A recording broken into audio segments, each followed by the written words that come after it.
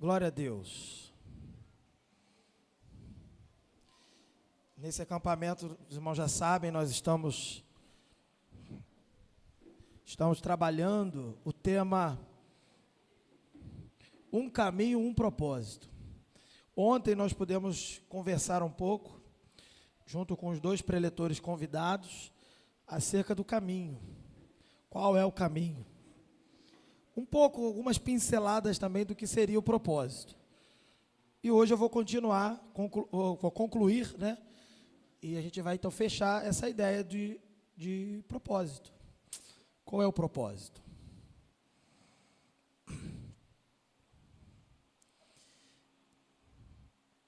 Adivinha qual é o texto que a gente vai ler? Salmos 25.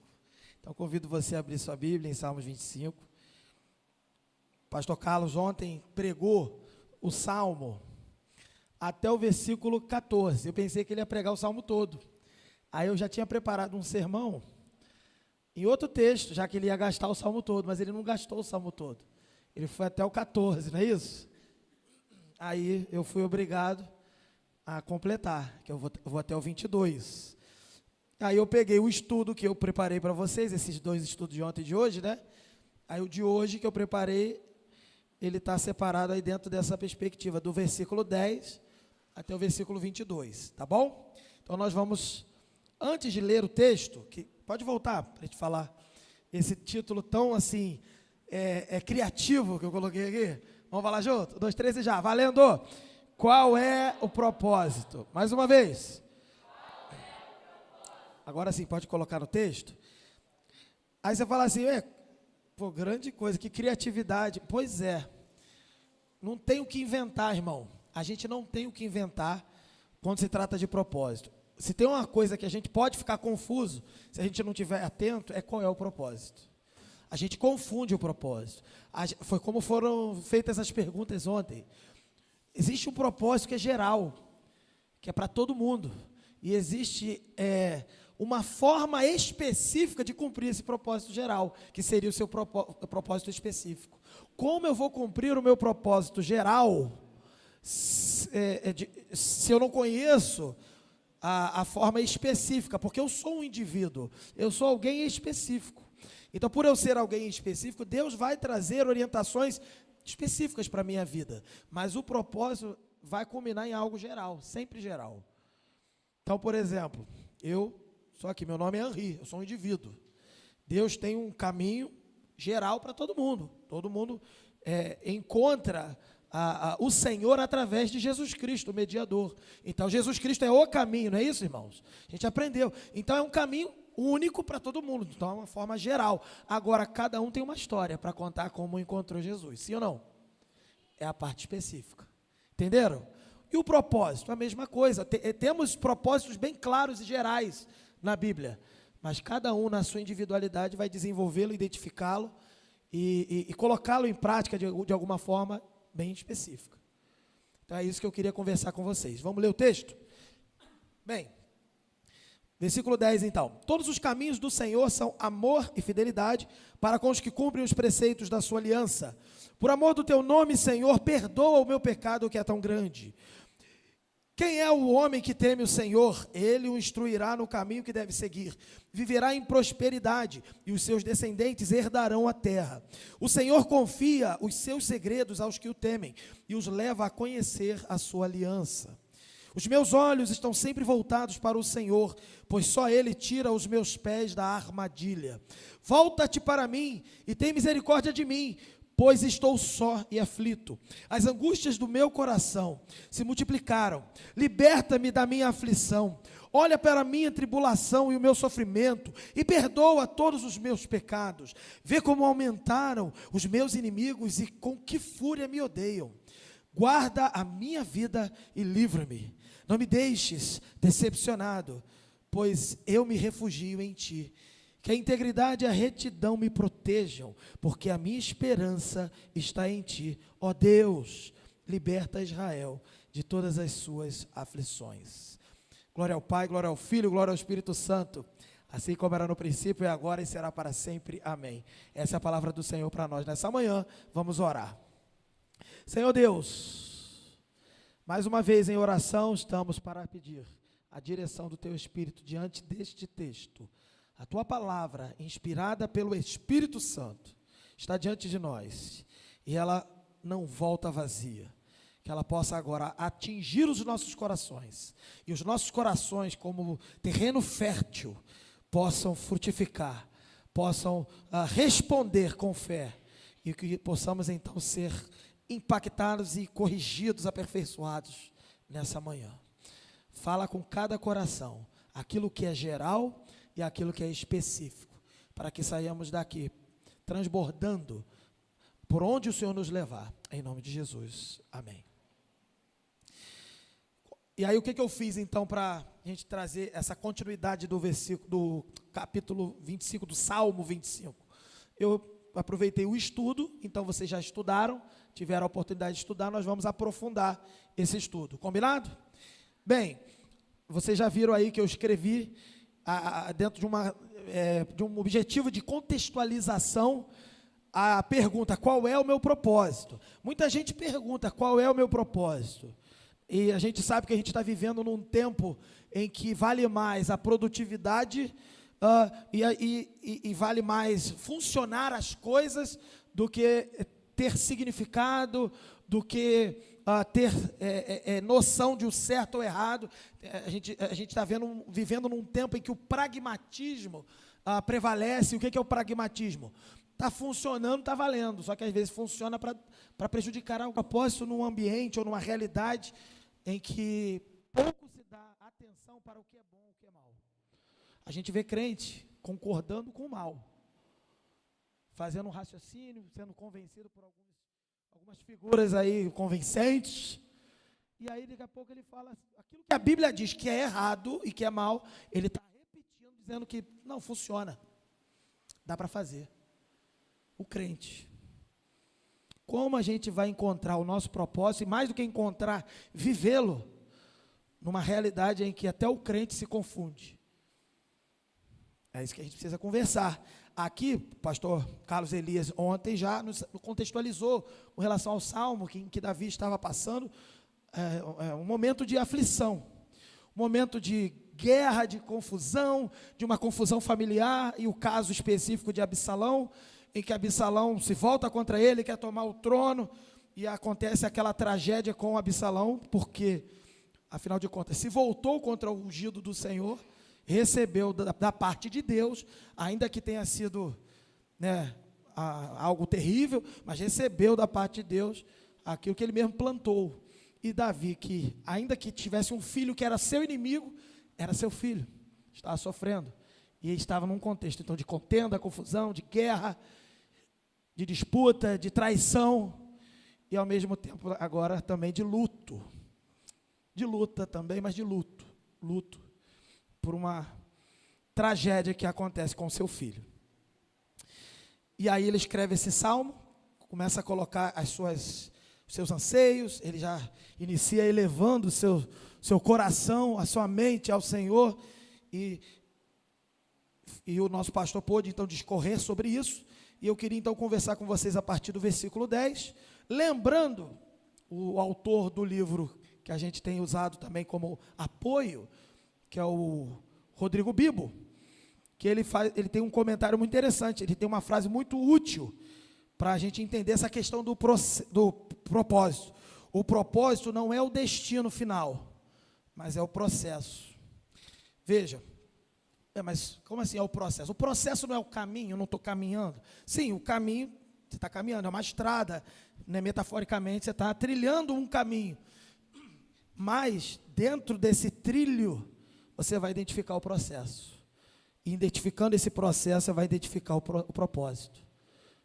É isso que o Rodrigo Bibo vai dizer. E eu queria então apontar logo para o primeiro ponto. Já passei a introdução aqui. Tá? O propósito é relacionamento. Vamos entender isso. Eu pensei que o propósito era fazer isso, fazer aquilo. Lembre-se, existe um alvo final. Mas antes do alvo final tem o processo inteiro. No processo inteiro, se você não desenvolver o propósito, não vai chegar no final. Então, nesse sentido, eu estou no caminho certo. mas eu não desenvolvo o propósito no caminho, eu saio do caminho. Eu não consigo permanecer na pista, eu escorrego. A pista ela é sinuosa, ela é cheia de curva. É como Jesus disse, o caminho é o quê? Estreito, a porta é larga. E se eu não consigo me manter no caminho, eu não vou atingir o propósito e não vou chegar no final. Aqui nesses 5 primeiros versos, do 10 ao 14, a gente vê a nossa divisa aqui, sendo reforçada no versículo 10, mostrando que o caminho do Senhor, ele é amor, ele é fidelidade.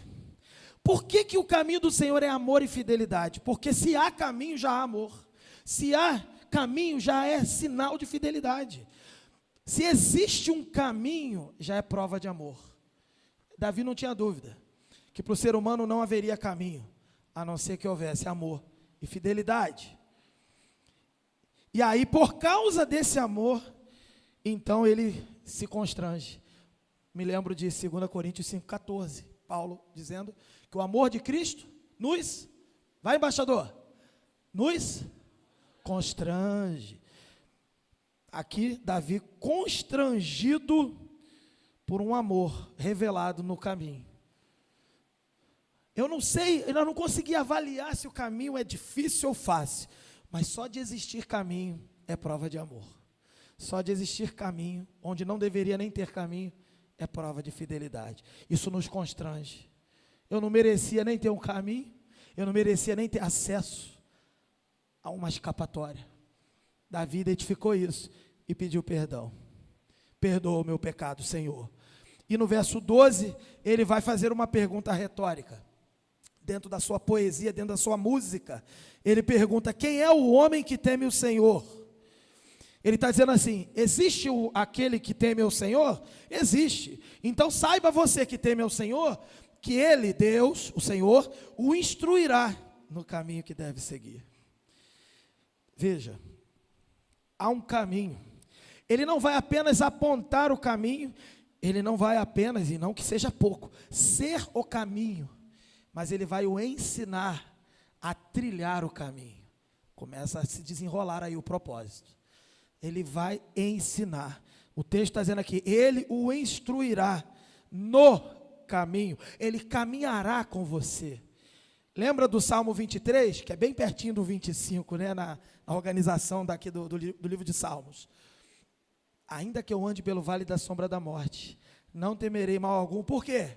Porque tu estás comigo. Sabe o que isso significa? Significa que eu vou passar dentro do caminho, eu vou passar por vales de sombra e de morte, mas eu não preciso temer. Eu posso falar para a minha alma, para mim mesmo, assim, não tema. Por quê? Porque o Senhor está conosco, o Senhor está com você, o Senhor caminha com você. É por isso que o caminho dá certo. O caminho dá certo porque Ele é o caminho e Ele caminha com você. Gente, isso é muita, eu diria assim, se fosse na linguagem do adolescente, do pessoal, do jovem que joga videogame, isso aí é macete, isso aí é apelão demais, o cara está apelando. Pô, Ele é o caminho, Ele aponta o caminho, Ele caminha comigo, Ele faz tudo. Meu amigo, esse é o ponto, é isso. Ele faz tudo, e eu não faço nada. Esse nada que você está falando, não faz mesmo não. E o que eu faço? Propósito. Agora você vai entender o que você faz. Propósito. Está pegando a visão aí? Propósito. Aí quando chega no 13, diz o salmista, viverá em prosperidade. Está dizendo que a pessoa que é instruída no caminho terá o quê? Prosperidade. Então eu posso falar que todo mundo vai ser rico, né? Rico de Deus. Até porque quem tem Deus é rico de verdade, né? Não é não, irmão? Sim ou não? Você pode não ter nada na tua vida, você tem Jesus, você está rico. Você tem tudo. E você pode ter tudo que o mundo pode oferecer aí. Mas se você não tiver Jesus, você é pobre e não tem nada. Essa prosperidade é espiritual. Essa prosperidade é você, em algum momento, veja, tem passagens lindíssimas na Bíblia, como por exemplo, vai dizer, em momentos que o justo nunca vai mendigar o pão, não é verdade? A Bíblia não fala isso? Quem é o justo? É aquele que está debaixo do santo, do justo, do principal justo, que é Jesus. É você e eu que estamos trilhando o caminho. Aquele que trilha o caminho, aquele que cumpre o propósito, esse é o justo. E o justo não mendiga o pão, mas aqui na Bíblia não há nenhuma promessa, veja bem, de que não vai faltar comida, de que não vai faltar algum dinheiro, de que não vai faltar. Não, a Bíblia não promete que não vai faltar. A Bíblia garante que você não vai sentir falta. Tem uma diferença.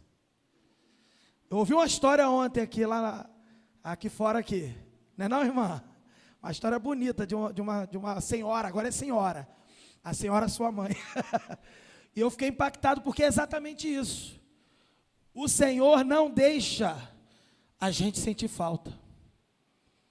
E se por algum momento sentir falta, Ele completa, Ele completa, Ele completa. Ele completa às vezes com o recurso, às vezes Ele é o próprio recurso. Mas não vamos mendigar. Não vai nos faltar. Nós não precisamos de comida para não ter fome.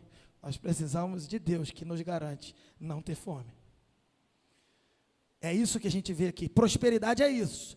Prosperidade não é você falar que vai ganhar um carro novo, você é cabeça e não é cauda, você é o primeiro da fila, você não é o último, você é a menina dos olhos de Deus. Isso é mentira. Não, até a menina dos olhos de Deus dentro do contexto bíblico mas você é o ponto fraco de Deus. É mentira. Até porque Deus não tem ponto fraco. E se fosse existir algum ponto fraco, tu acha que tu ia botar Jesus ali olhando para você todo fraco? Não seria você. Não seria você e também não seria Jesus, né? Porque Jesus não é fraco. Mas veja, não é isso. Prosperidade é, às vezes, nada mudar, mas você mudar. É nada melhorar, mas você não precisa. Como isso pode acontecer? Só é possível se você trilhar o caminho, dentro desse apelão aí, esse momento apelão de Deus, em que você trilha o caminho, porque Jesus é o caminho, porque Ele caminha com você e você cumprir o propósito. Então, quando então o salmista Davi identifica isso, aí ele faz essa declaração poética do verso 14, que o nosso pastor Carlos também destacou, e vai dizer que o Senhor confia, revela os seus segredos aos que o temem. Agora as coisas começam a clarear. Ele revela o seu propósito, Ele revela quem Ele é, para mim e para você, e revela a sua vontade. Quando você experimenta essa realidade de prosperidade espiritual, que não depende se está tendo churrasco lá fora, ou se tu está na tua casa mais um dia para trabalhar, para resolver a vida, para a luta, não importa, se é aquele dia maravilhoso, perfeito, ou é aquele dia terrível, não importa. Para quem tem essa prosperidade, que não depende dessas coisas, o Senhor revela o propósito. A minha pergunta então inicial aqui é: você está onde nessa história? Você se vê como uma pessoa que trilha o caminho e pode desfrutar dessa prosperidade ao ponto de receber a revelação do segredo? Como está escrito aqui, revela, confia os segredos aos que o temem e os leva a conhecer a sua aliança. Ou você ainda não está trilhando o caminho, não tem a menor noção de que segredo vai ser revelado? A pergunta que foi feita ontem, eu não sei se foi feita, se foi me dada por escrito, agora já me perdi, mas foi uma pergunta assim: como eu vou saber que eu estou cumprindo ou eu estou cedendo para as outras coisas? Mais ou menos assim a pergunta. Como você vai saber? Se você está sendo revelado. Você está sendo revelado? Como assim, pastor, ser revelado? Está aqui, revela os seus segredos. Onde os segredos do Senhor são revelados? Na palavra. Só que tem gente que lê a palavra e não é revelado.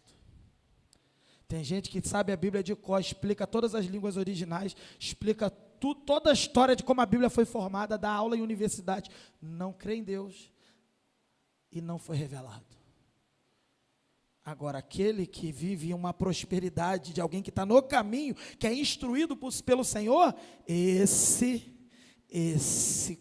esse sim é revelado. Os segredos do Senhor que estão na Escritura, que são o entendimento claro da Escritura, esse cara, essa pessoa é revelada. Essa pessoa tem acesso. Que você seja essa pessoa, que nós sejamos essa pessoa. O grande pastor R.C. Sproul, ele vai dizer que a maior vocação do homem é glorificar a Deus e desfrutar dele para sempre. Isso aqui é uma afirmação também do Catecismo de Westminster. A maior vocação do ser humano é caminhar com o Senhor, conforme esse primeiro ponto. O propósito é relacionamento. O propósito não é saber os segredos. O propósito é ter alguém que lhe conte os segredos.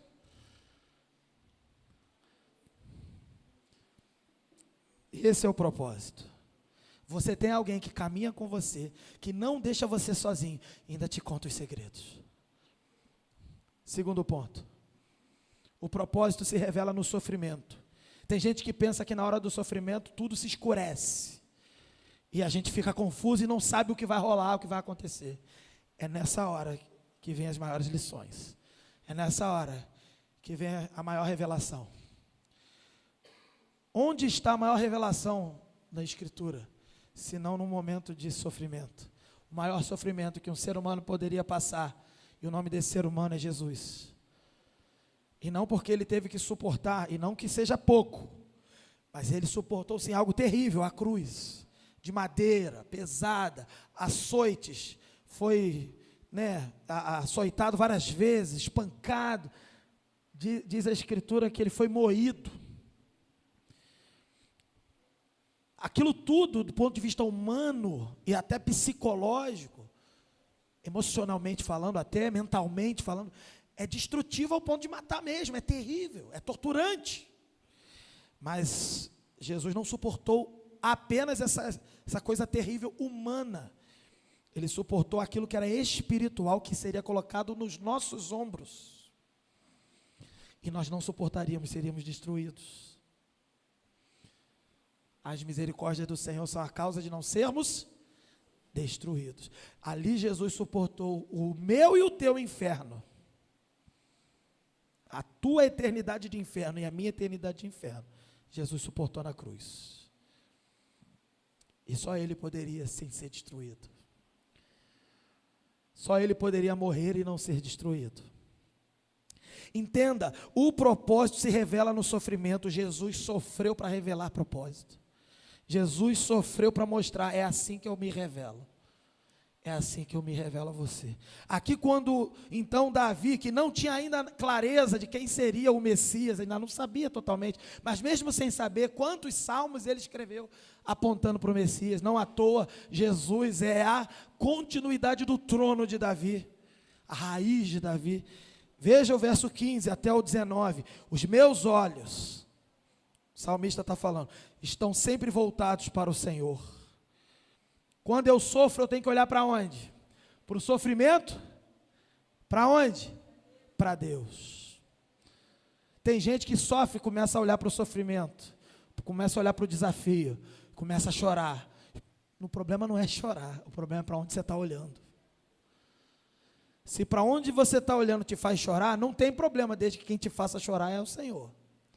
Agora, se tu está olhando para o sofrimento, esse choro não vai te aliviar, não. Não vai, não. Os meus olhos, diz o salmista, estão sempre voltados. Ele tem um compromisso aqui, de mesmo no meio da luta, da dor que ele estava passando, ele não ia se desviar, ele não ia desviar o olhar dele. Porque tá difícil. A gente, quando fica em momentos difíceis, a gente fica meio atordoado, olha para tudo quanto é lado e não olha para lugar nenhum. Meu irmão, olhe para Jesus. Somente para Jesus. É isso que o salmista Davi está falando aqui. Ele diz assim, sabe por que eu olho para Jesus? Sabe por que aqui ele diz aqui? Porque eu olho para o Senhor, pois só Ele tira os meus pés da armadilha. Que armadilha? Às vezes Ele vai te tirar do sofrimento, glória a Deus. Às vezes Ele vai te deixar no sofrimento, porque a armadilha seria te tirar do sofrimento. Ele te livra da armadilha. Eu te deixo no sofrimento, porque se eu te tirar agora, com o coração que você está, você não vai aprender. É uma armadilha. Fica no sofrimento até tu aprender. Deus sabe o que faz com a gente. Verso 16 ele diz, então o salmista, então volta-te para mim e tem misericórdia de mim, pois eu estou só e aflito. O salmista nos ensina. Você quer entender o propósito? Fale com o Senhor, clame por Ele. Fale, eu estou só, eu estou aflito, eu não sei. A gente vai passando a vida, a gente não sabe, a gente está cansado de saber que não sabe, e a gente vai vivendo a vida. Para de olhar para o Senhor, deixa doer, já nem dói mais tanto, já está anestesiado, e vai vivendo igual um zumbi, um morto-vivo. Aí depois vem para o retiro, não estou querendo criticar ninguém, mas acontece, vai para o retiro, tentar encontrar propósito, mas você já sabe, você só não está olhando para o lugar certo, você só não está falando com quem tem que falar. Já reparou? Estava conversando com a Raquel, vou falar uma coisa polêmica, um pouco polêmica para algumas pessoas, assim, tem que ter um pouco de maturidade para lidar com o que eu vou falar. Qualquer coisa a gente corta não para botar um corte na internet, para cortar mesmo, para tirar do sermão. Mas assim, eu conversando com a Raquel, falei, Raquel, eu sei, a gente conversa, eu sei que é importante a gente ter, todo mundo ensina isso, né? Ter alguém mais experiente para te acolher, para te ensinar, para te orientar. Só que, aí eu falando com a Raquel, a vida não é regular, a vida não é exata. Quando a gente tenta fazer matemática no mundo real, nada é exato. Algumas coisas são, mas nem tão exatas assim. Sempre tem uma margem para o erro, uma margem para a desordem. Porque a gente vive num universo que está desordenado, inclusive por causa do nosso pecado, que contaminou o universo. A gente já sabe disso. Aí eu falei para a Raquel, há momentos que a gente vai estar em uma igreja, que os pastores, não estou falando da nossa, falando em geral, eu estava falando com ela, a gente vai estar em igreja que às vezes o pastor não vai cuidar da gente. Há momentos que a gente vai estar num lugar, de repente, que é um lugar tão acolhedor, que as pessoas falam, oi, tudo bem? Como você está? E isso é bom, mas não é a vida inteira que você vai estar nesses lugares. E eu falei para a Raquel, não é todo dia que a gente está nesses momentos, nesses lugares. A gente tem que aproveitar quando a gente está num lugar ou com pessoas que vão estar interessadas em nos ajudar. Mas em nenhum momento a Bíblia primeiro nos promete que haverá o tempo inteiro na nossa vida alguém para apertar tua mão, te levantar, te ajudar. Não, a Bíblia não promete. A Bíblia manda, Jesus, né, manda amar inimigo e não promete nem que ele vai virar amigo, não é verdade? Tem que amar o inimigo e vai continuar sendo teu inimigo, vai querer te matar. Então como é que a gente faz? Sabe como é que a gente faz? A gente aproveita quando tem essas pessoas que Deus separou, esses lugares em que você está, que tem esse acolhimento. Mas Deus vai te dar direcionamento para outros ambientes, para outras realidades, para outras situações. E você não tem o direito, todos nós, eu digo para Raquel, a gente não tem o direito de pirar. A gente não tem o direito de surtar. A gente não tem o direito de enlouquecer. Sabe por quê? Porque a promessa que a Bíblia nos dá é muito melhor do que essa que a gente quer. Uma pessoa de carne e osso para nos ajudar. A Bíblia nos dá uma promessa de uma pessoa que é de carne e osso, mas é Deus, Jesus, nos ajudando todo dia. Eu falo para Raquel, eu lembro que uma situação, eu vou falar de forma hipotética, para ninguém identificar nada. Um aspirante a pastor estava conversando com um pastor, mais ou menos da mesma idade, mas já tinha uma estrada de uns 10 anos de pastoreio. E aí ele estava falando assim, não, porque você vai ser, né, vai passar pelo concílio, vai ser ordenado pastor.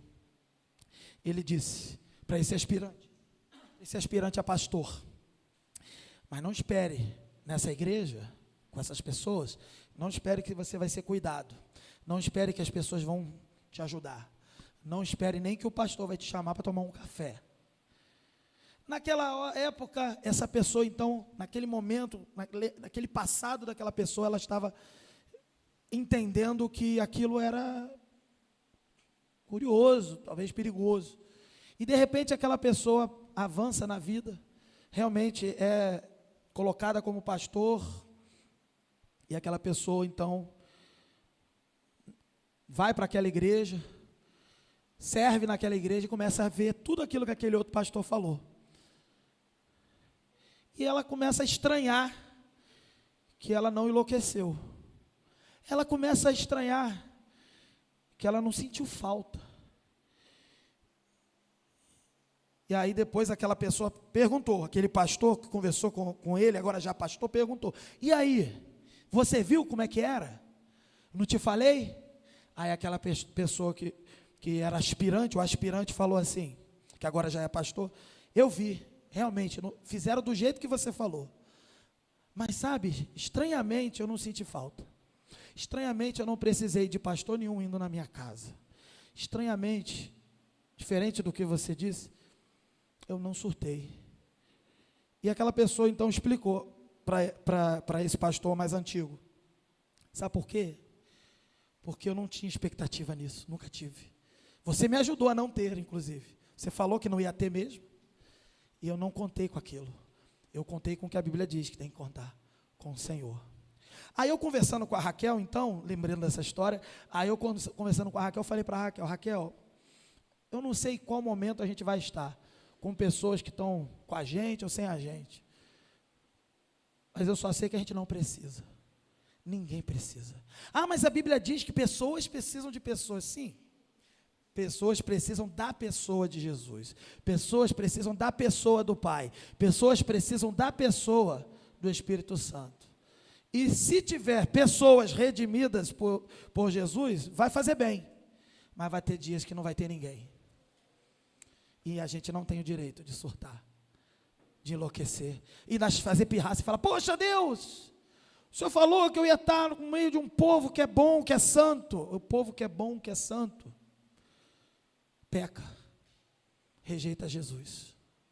O povo que recebe Jesus em Jerusalém com ramos, num domingo, na sexta-feira está dizendo: pode crucificar Jesus, pode libertar Barrabás. Se você colocar sua expectativa num povo lindo, maravilhoso, está errado. Falei para Raquel: a gente não precisa. Por que eu estou contando isso? Eu estou contando isso porque a gente tem vivido um tempo em que as pessoas têm ensinado, e não está errado, procure alguém.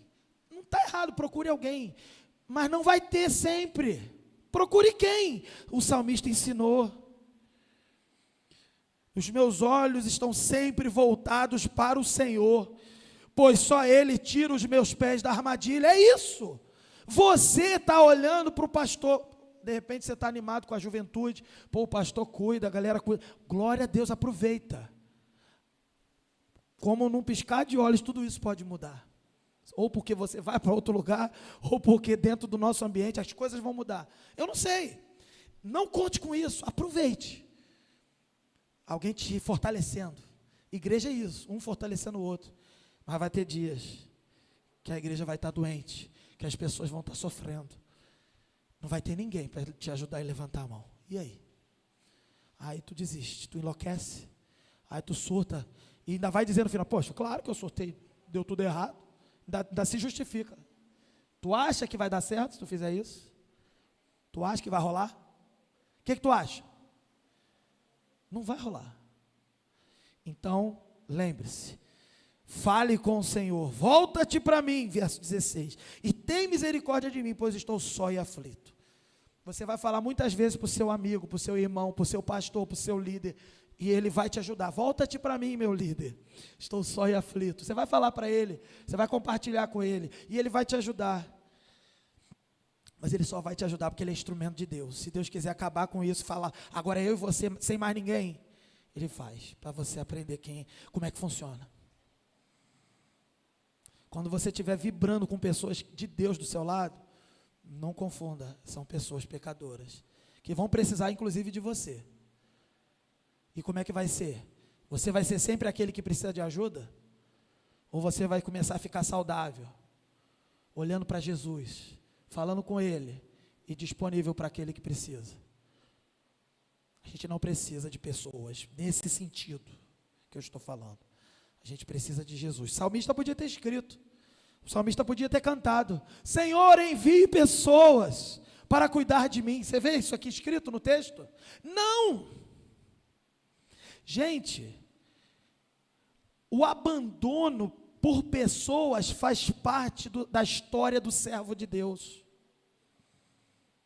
O abandono, às vezes, na sua casa, não é desculpa. Jesus, na cruz, falou, citando o Salmo 22, ele sempre falava com Deus, o Pai, chamava ele de Pai. E ali, naquele momento da cruz, a gente sabe, espiritualmente falando, é um momento de total afastamento do Pai em relação ao Filho, porque Jesus ali, diz a Escritura, se fez pecado. E não só se fez pecado, ele, enquanto ser humano, nos representou ali e sofreu a punição, que já sabemos, que significa neste sentido também abandono de Deus. Ele foi abandonado por Deus, para que Deus não nos abandonasse nunca mais. Irmãos, quando Jesus então na cruz falou assim, Deus meu, por que me desamparaste? Ele falou isso para você não ter que falar.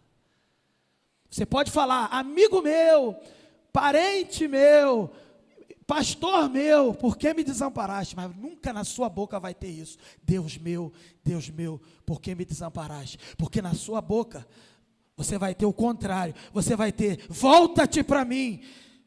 Tem misericórdia de mim, estou só e aflito. Você vai ter a quem recorrer, você vai ter um caminho para trilhar. Jesus ficou sem caminho e se fez caminho. Jesus ficou sem ninguém e foi abandonado, para você nunca ser abandonado. E quando você acha que é mais importante ter pessoas do que o próprio Deus, você está errado. Eu não estou pregando contra pessoas, vocês estão entendendo? É bom enquanto durar. Momentos da nossa vida teremos e outros momentos não teremos. E como é que vai ser? Como vai ser? Aqui Davi sabia que podia recorrer ao Senhor e ele conta, ele abre o coração, ele se derrama. No verso 17 ele diz, as angústias do meu coração se multiplicaram, liberta-me da minha aflição. Que ser humano pode fazer isso por mim e por você? Nenhum. Somente aquele ser humano que é Deus. O nome dele é Jesus. Olha para a minha tribulação e o meu sofrimento. O máximo que o teu irmão vai fazer é olhar. Fala assim, vamos orar, chorar com você. Tem o que fazer. Aí ele vai abrir a Bíblia, porque ele não tem palavra de vida eterna. Quem tem? A quem iremos? Se só tu tens palavra de vida eterna, só Jesus. E ele só vai te falar aquilo que presta, porque ele recebeu de Jesus. Olha para a minha tribulação e o meu sofrimento, e perdoa os meus pecados, irmãos. Eu entendo, a vida é difícil, a vida é dura, as pessoas traem às vezes, é verdade, tudo de ruim pode acontecer, tragédias no mundo, o mundo está em guerra, está tudo uma maluquice, eu entendo, dá vontade de desistir, faz parte, ainda que a gente esteja aqui num momento assim, meio, entramos em Nárnia, daqui a pouco a gente sai daquele portão, volta para a realidade, tranquilo, você está aqui, daqui a pouco tu vai voltar para a realidade, tu vai fazer o quê? Vai fazer o quê? Vai ficar doidão? Vou sair correndo igual um doido. O que tu vai fazer, cara? Pastor, desisti, hein? Tu vai gravar aqueles vídeos da inteligência artificial. Deu ruim, pastor. Deu ruim. Vai fazer isso? Vai fazer? Já está errado. Você tinha que fazer. Deus, deu ruim. Me ajuda. Aí estava melhor. O que tu vai fazer? Tu vai fazer igual Davi. Vai falar com Deus. Eu lembro de uma história de uma amiga nossa, que ela sempre, com a mãe e filha, né? Aí, jovem, às vezes imaturo, aí dava errado alguma coisa na vida dela lá, da menina, adolescente, jovem. Aí ela ia para a mãe, deu tudo errado. Como é que eu faço agora? Aí sempre tinha uma treta que dava errado. Aí a mamãe, então filhinha, já que deu errado, mamãe não pode fazer nada. Mas mamãe pode fazer uma coisa. Mamãe pode orar. Vamos orar. O que isso significa? Duas coisas. Significa que as pessoas não podem fazer nada por nós. E a segunda coisa, que só quem pode fazer é Deus. Se tu sai daquele portão feliz, porque tem uma galera, pode ficar feliz. Mas se tu firmar a tua segurança de vida nisso, Deus vai tirar, antes de virar a esquina ali, Deus já vai te tirar para te ensinar. Que trilhar o caminho do Senhor é saber ser abandonado, sem desistir.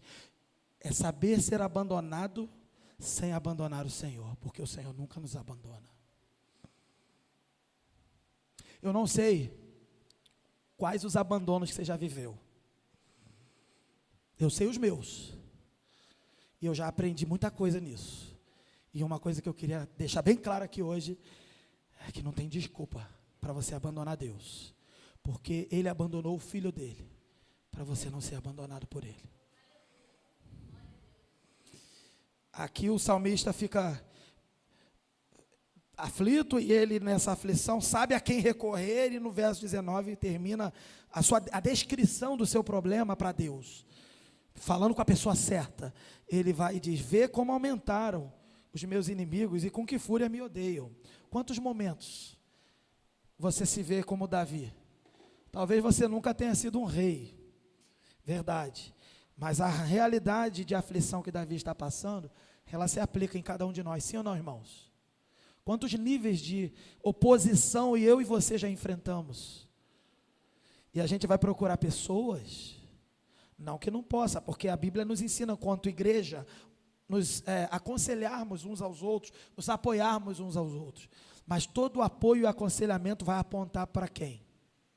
Para Jesus, para o Senhor. Quando você olha para aquela pessoa, para o teu amigo, para aquela pessoa que, por exemplo, eu tenho a tendência a olhar para quem? Para minha esposa. E ela para mim. A gente pode ter alguém, e deve ter alguém. A Bíblia nos ensina a caminhar em comunidade. Mas caminhe com alguém que é tão limitado quanto você, sabendo disso, saiba disso. Hoje ela está forte para te apontar para o Senhor, amanhã ela vai estar fraca, quem vai apontar é você. No final das contas, o único que é forte é o Senhor. Não perca isso de vista. Davi aqui, ele então descreve toda a sua situação, e me faz lembrar de Romanos 5, 3 a 5, veja não, eu vou ler, acompanhe comigo. Ele vai mostrar que a tribulação aqui, Paulo, quando escreve em Romanos, a tribulação vai produzir coisas boas. Quando Deus permite a tribulação, é para produzir coisas boas. Para mim, a maior delas é produzir o seguinte: não adianta tu recorrer a ninguém, só tem uma pessoa a recorrer. O melhor ensinamento é você saber isso. Se você souber isso, tu não vai surtar. Às vezes você foi chamado aqui, para ser um missionário. Às vezes você foi chamado para ser um pastor.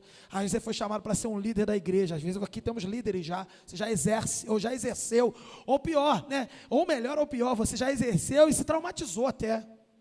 Eu não sei. Eu só sei, seja qual for a sua situação. Primeiro, essa coisa ruim que você passou, segundo Paulo, diz assim, significa isso aqui para você. Não só isso, mas também nos gloriamos nas tribulações. Você já se gloriou na tribulação? Você já glorificou a Deus que permitiu a tribulação chegar até você? E aí ele diz: porque sabemos que a tribulação produz perseverança. Um crente maduro que está trilhando o caminho, ele olha para a tribulação, fala para Deus: ai, está doendo, me ajuda. Ele fala, isso aí vai virar meme.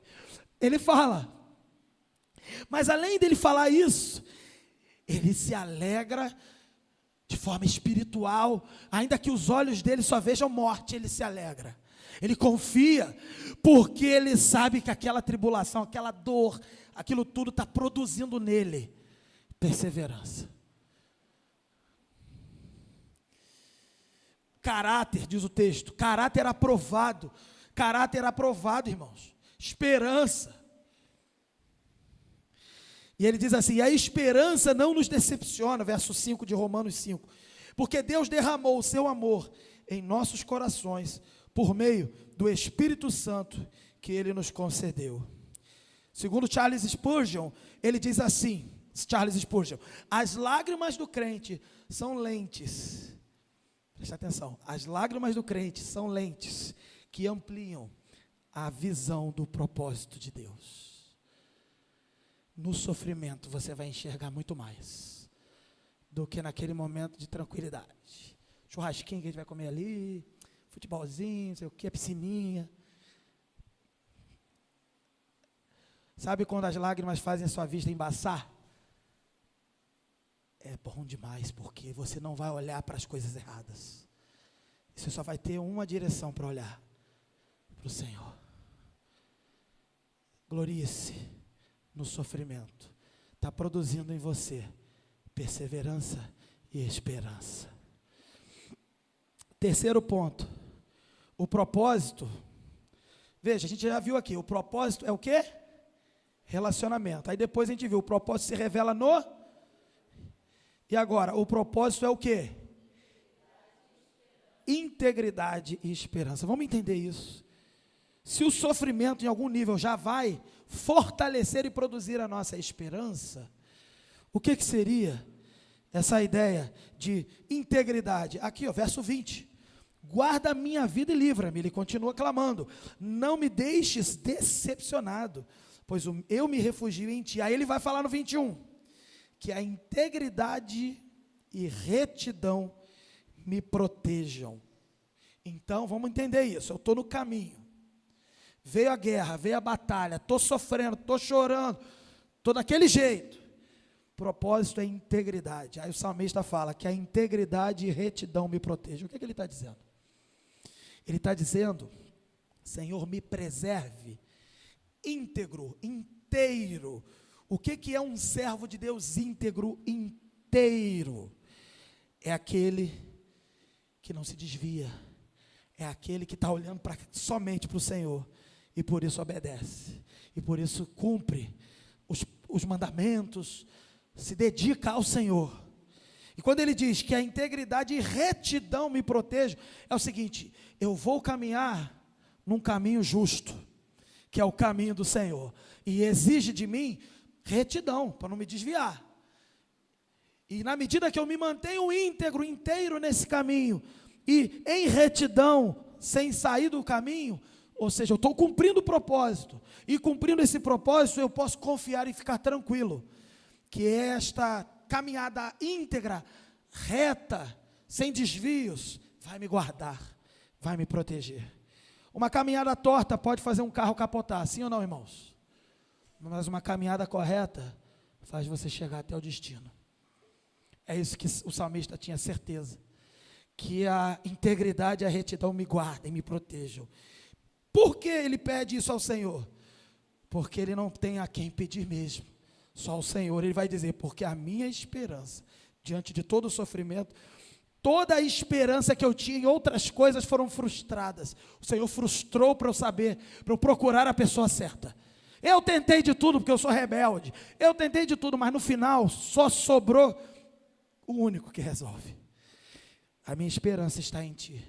Tu pode procurar o que quiser. Só vai dar certo se você procurar Jesus. E aí ele termina com um refrão, com uma frase mais genérica em relação ao povo. Ó Deus, liberta, não apenas a minha pessoa enquanto rei, mas liberta o povo, que sofre quando eu sofro enquanto líder. Liberta os meus liderados, liberta a nação de Israel, liberta Israel de todas as suas aflições. Ele termina o salmo não apenas pedindo por ele, mas pedindo para que as consequências negativas do que ele estava passando, que porventura afetassem outras pessoas, fossem também solucionadas. Ele teve tempo no salmo dele de orar por outros. Ele teve tempo no salmo de se preocupar não apenas com a sua dor, mas com a dor do outro. Isso nos ensina também. Uma pessoa que trilha o caminho e sabe o seu propósito, não esquece do seu irmão. Não esquece. O que a gente aprende com esses 3 pontos? Pode colocar todas aqui. Tem mais uma. Aí. Primeiro, você viu no teu estudo aí, você só tinha 3, eu coloquei uma 4ª aqui.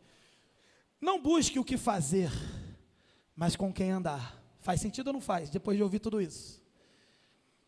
O que eu posso fazer? Nada. Então, eu tenho que procurar alguém.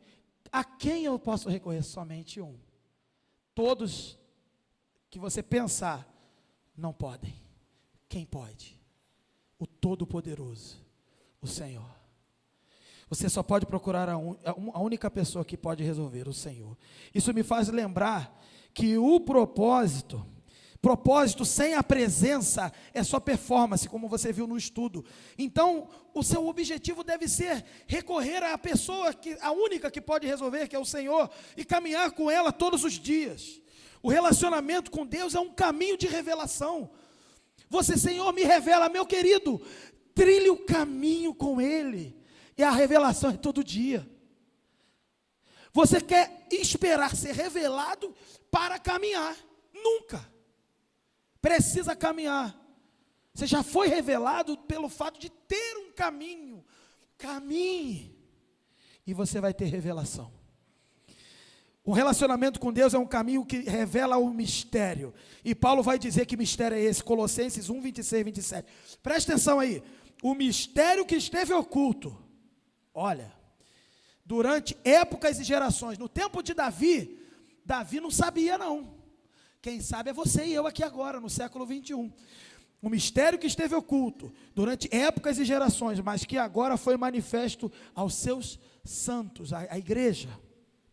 Verso 27 diz: a eles, essas pessoas, a igreja, a eles quis Deus dar a conhecer entre os gentios, os outros povos, o quê? A gloriosa riqueza desse mistério. Que mistério é esse? Tá, que suspense.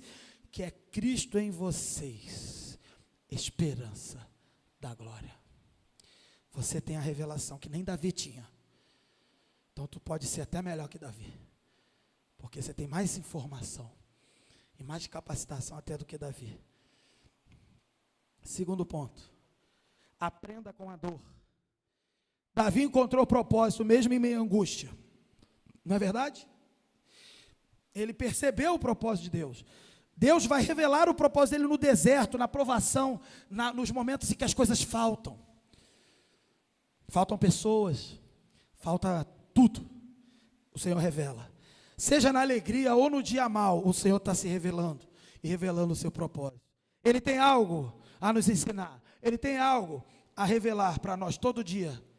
Ele nos salva dos nossos pecados. Não é isso, irmãos? Ele nos salva. Davi sabia disso. Ele nos salva das lutas. Ele nos salva da morte. E para que tudo isso? Para algo. E o que seria isso? Paulo vai dizer em Efésios 2, 8 até 10. Pois vocês são salvos pela graça, por meio da fé. E isto não vem de vocês, é dom de Deus. Por que Ele nos salva? Não por obras, para que ninguém se glorie. Verso 10 explica. Porque somos criação de Deus, realizada em Cristo Jesus. Ok, salvação. Para quê? Bruno falou ontem. Para fazermos boas obras. O que é boa obra? É o sopão que eu levo? Eu sempre falo isso, pessoal. Todo mundo pensa logo no sopão que dá ali para o pessoal que está com fome, o casaco, o pessoal que está com frio, né? A roupa, a casa, ajudar alguém a ter uma casa. É boa obra sim, porque você está ajudando quem precisa. Mas as pessoas só precisam disso? Boa obra é obedecer o Senhor. Boa obra é ajudar a quem precisa com tudo que ela precisa. O que mais alguém precisa, senão de Jesus? Boa obra é levar Jesus. Você está aqui, você foi salvo, você está aqui sendo ensinado a suportar, a recorrer ao Senhor. Para quê? Para levar a solução, que solucionou a sua vida, para outras pessoas também. Diz o texto que essa boa obra, essas boas obras, Deus preparou de antemão, ou podemos dizer, antes da fundação do mundo. Antes da fundação do mundo está preparado o plano que você faz parte, para transmitir também essa boa obra na vida das pessoas.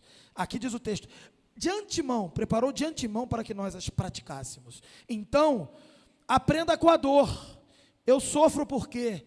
Eu sofro para ser salvo. E sou salvo para quê? Para levar a salvação para outras pessoas, para viver boas obras com as outras pessoas.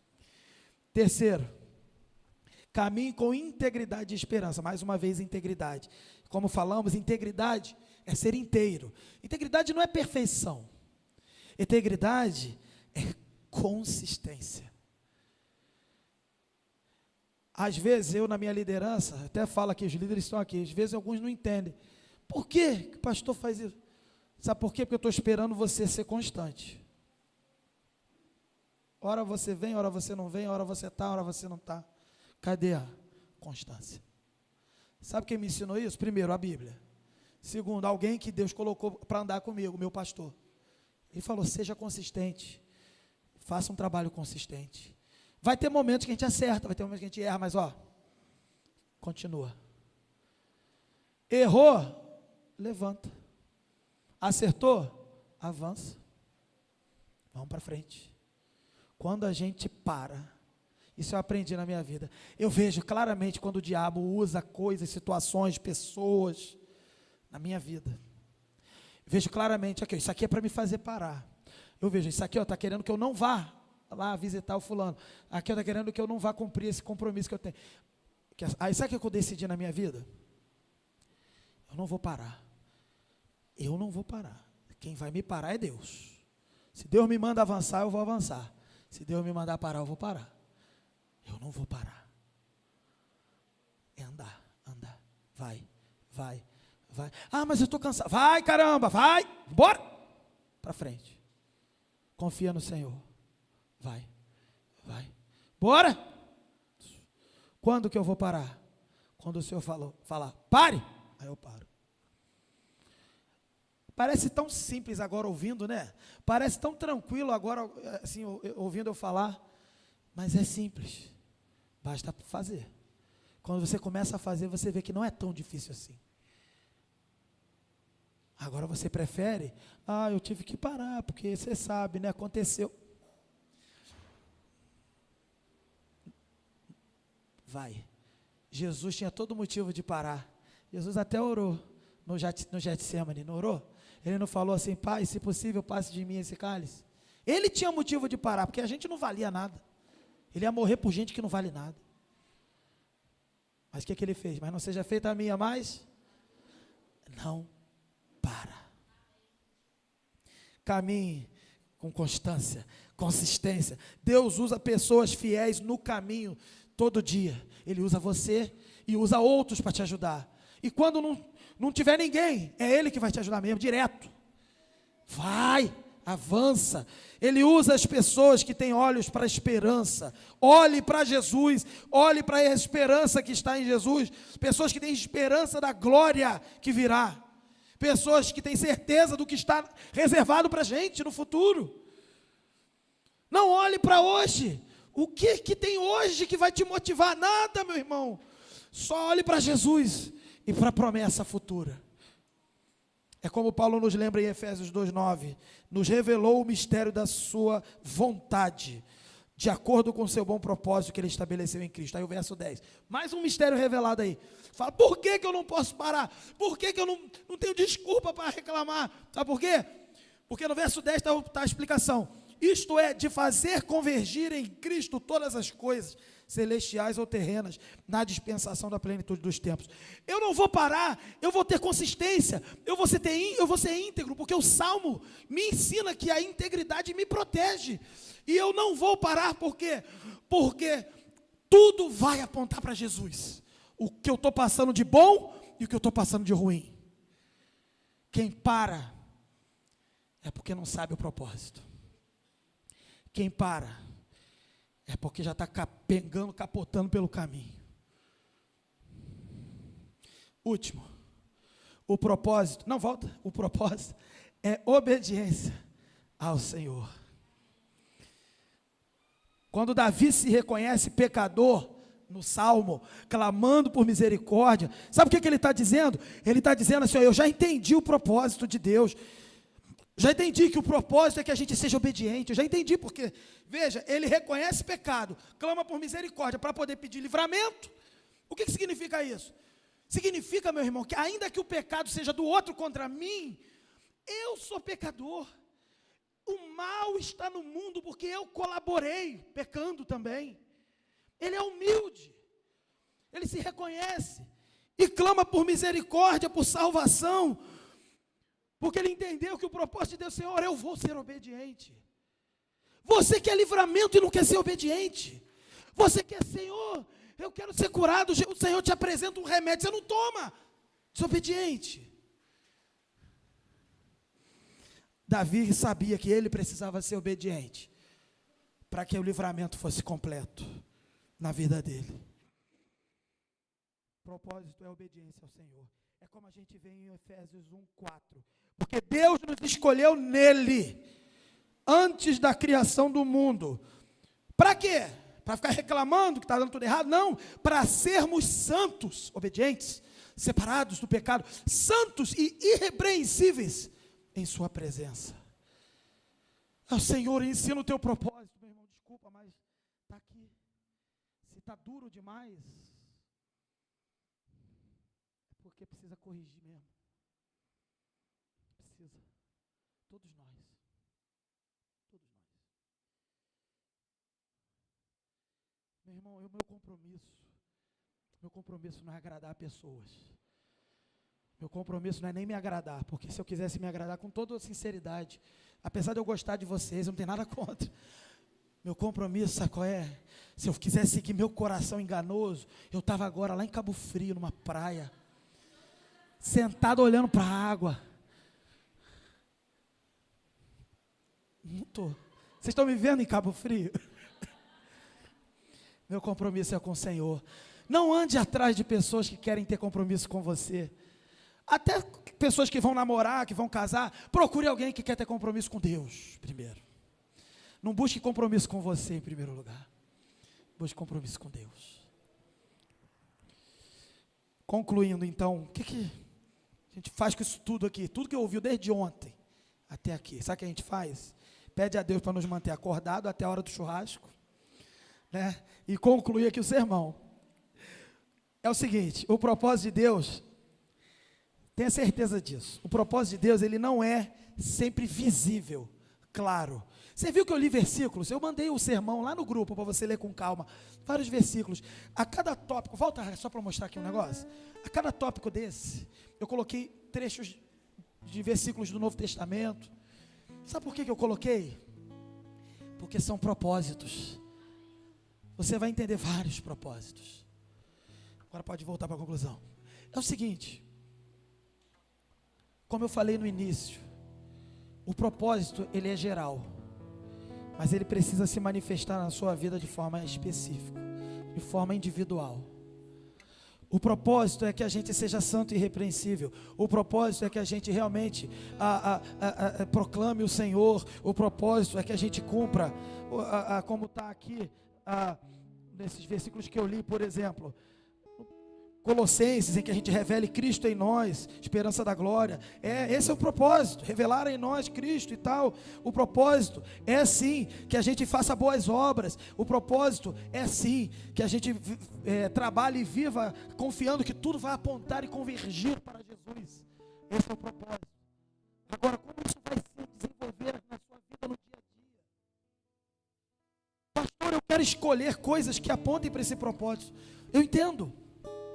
Mas é você que precisa escolher, é você que precisa interpretar, não serei eu que vou dizer, eu só posso te perguntar.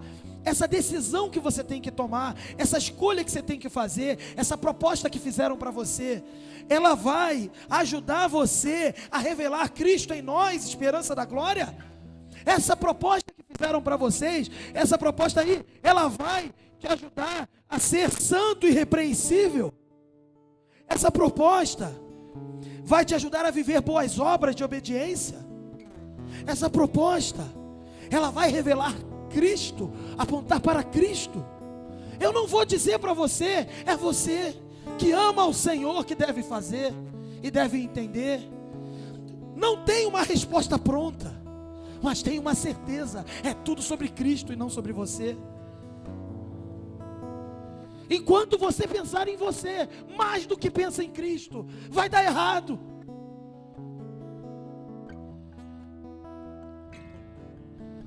Não pense em se salvar, pense no Salvador. Um exemplo simples na vida do cotidiano para vocês: uma pessoa que se afoga no mar, na água, vai o salva-vida lá, a pessoa apavorada querendo se salvar, ela bate no salva-vida, ela dá pancada no salva-vida, e o salva-vida nem consegue salvar. Dependendo da situação, o salva-vida tem que dar uma enforcada nela, para a pessoa ficar desmaiada e poder salvar. É você e eu. A gente quer ser salvo, mas não quer o Salvador. Queira mais o Salvador do que a salvação. Não tem salvação sem Salvador. A gente é muito sem vergonha. A gente comemora a salvação e ignora o Salvador.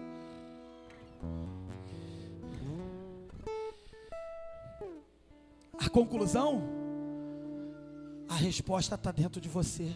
A resposta está na Escritura.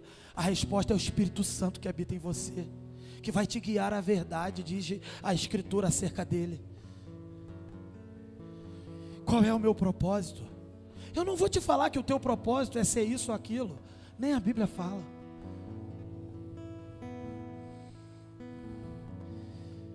O meu e o teu propósito é isso aqui. Para o louvor da sua gloriosa graça, Efésios 1:6, o qual nos deu gratuitamente no amado. O teu e meu propósito é vivermos para a glória de Deus. Viver para a glória de Deus é tudo que você fizer mostrar a beleza de Deus. Deus escolheu se revelar através da minha e da tua vida. Seja um professor, se você quer ser. Seja um médico, se você quer ser. Seja o que você quiser ser nesse sentido, desde que não seja pecado. Mas seja para a glória de Deus. Tem gente que está querendo fazer, ser, escolhendo coisas só para fugir. Deus te chamou até para ser pastor. Deus te chamou até para ser missionário. Nem sempre para ser missionário é preciso abandonar a carreira. A gente precisa de médicos missionários, a gente precisa de juristas missionários, a gente precisa de juízes no nosso país que sejam crentes, irmãos. Esses juízes estão aprovando o aborto, irmãos. Esses juízes estão aprovando que vale a pena matar bebê no ventre. Seja um juiz para a glória de Deus, seja um advogado para a glória de Deus, seja até um político, que coitado desse povo, seja um político até para a glória de Deus. Não é para fazer parte da bancada evangélica, é para fazer parte da bancada que glorifica a Deus. Seja o que tiver que ser. Seja um economista para ajudar o dinheiro do brasileiro, do povo, da onde você estiver, funcionar para a glória de Deus. Como José foi um governante no Egito. Seja o que tiver que ser. Se tiver que ser uma profissão mais humilde, seja o pedreiro. Construa uma casa que abençoe pessoas. Na hora de construir, que seja a bênção. Na hora de construir, tijolo por tijolo, que vidas sejam alcançadas. Não tem mais beleza ou menos beleza. A beleza está na glória de Deus. Sem a glória de Deus tudo é feio. Onde a glória de Deus está, até aquilo que para você pode parecer odioso, se torna amável. Por isso Ele nos amou. Sabendo o alvo, que você está entendendo agora, maior da nossa vida, o nosso propósito, o nosso caminho, que é a glória de Deus, então vamos conseguir identificar, agora sim, os objetivos menores. Identifique. Buscarmos a glória de Deus, inevitavelmente, irmãos, vai nos levar a revelar quem é Deus, numa missão de proclamar o Evangelho a toda criatura. Veja aqui, o último texto que eu vou ler e terminar. Marcos 16, de 15 a 18. Quando você entende a glória de Deus, entende que é tudo para a glória de Deus, você sabe que inevitavelmente será levado a revelar o Senhor para as pessoas. A sua missão aqui é essa. A sua missão aqui não é ser o juiz, o advogado, o médico, o professor, o que tiver que tá deixando a tua cabeça quente e queimando aí. A tua missão, seja médico, professor, juiz, seja lá o que for, artesão, pedreiro, a sua missão é revelar o Criador, é revelar a glória de Deus. Como que a gente deve fazer isso? Jesus nos ensinou em vários momentos. Eu destaquei essa daqui. Olha que poder Jesus nos confiou. Marcos 16, 15 a 18. Esse trecho é tão poderoso que tem gente que fala que tinha que tirar da Bíblia, justamente para nos enrolar, para nos confundir e para nos enganar. Tem gente que fala que tinha que tirar da Bíblia. São sem vergonhas, com certeza. Mas olha o que Jesus nos ensinou e nos confiou. Olha o poder. E disse-lhes: vão pelo mundo todo e preguem o evangelho a todas as pessoas ou toda criatura. Aí ele continua. Essa parte eu podia ficar aqui, mas eu quis botar o trecho todo para você entender o poder disso. Você tem que levar o evangelho para toda criatura. Você lembra que você já estudou comigo em Romanos que o evangelho é o poder? Sim ou não, irmão? É o poder de Deus para a salvação de todo aquele que crê. Olha o poder quando você vai por todo mundo pregando o evangelho a todas as pessoas. Verso 16. Quem crer e for batizado será salvo. Olha o poder aí. Mas quem não crer será condenado. Olha a autoridade que está aí na tua mão. Estes sinais acompanharão os que creem. Em meu nome expulsarão demônios, vidas serão libertas, irmãos. Falarão novas línguas, pegarão em serpentes, e se beberem algum veneno mortal, não lhes fará mal algum. E porão as mãos sobre os doentes, e estes ficarão curados. É claro que Jesus estava capacitando de forma mais potencializada para aquela realidade os primeiros apóstolos, discípulos. Mas esse poder está sobre você também. Nós somos continuadores do que os apóstolos fizeram. Nós não temos autoridade para escrever Bíblia. Isso nos foi tirado, nunca nos foi confiado. Mas nós temos o poder de levar aquilo que os apóstolos transmitiram. O Evangelho, que é poder. Então, você quer saber seu propósito? É a glória de Deus, que é poder para salvar pecadores, restaurar pessoas cativas, pessoas escravas. É isso. E a minha pergunta final, antes da minha pergunta final, na verdade, é citar aqui Augustus Nicodemos, que você viu aí no seu estudo. Você viu que legal que Augustus Nicodemos falou? Olha o que ele falou, se você não lembra. Não tente forçar o céu a responder um propósito específico. Nem sempre vai rolar algo específico. Você já tem o que precisa saber, já sabe o que precisa e é só fazer. Caminhe com Jesus e o propósito a cada dia vai se revelar. A cada dia. É como o pastor Carlos falou aqui, ele fez prova com Deus, mas ele disse que tem momentos que ele só avança, só vai fazendo, e Deus vai confirmando.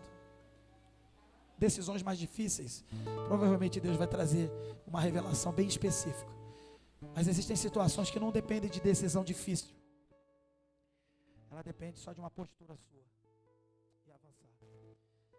Concluindo, caminhe com Cristo. Esse é o seu objetivo. Viva essa realidade de relacionamento com Deus. Aprenda a obedecê-lo. Revele-o. Busque a glória dele em tudo que você fizer. Lute contra o mal. Fuja da aparência do mal. E pratique as boas obras. Como que você vai praticar? Sendo santo, irrepreensível. Que o Senhor nos leve por esse caminho. Caminho de vitória, caminho de revelação, caminho de intimidade, caminho de aprendizado, caminho de amor, santidade, caminho de propósito. Que Ele nos abençoe. Para terminar.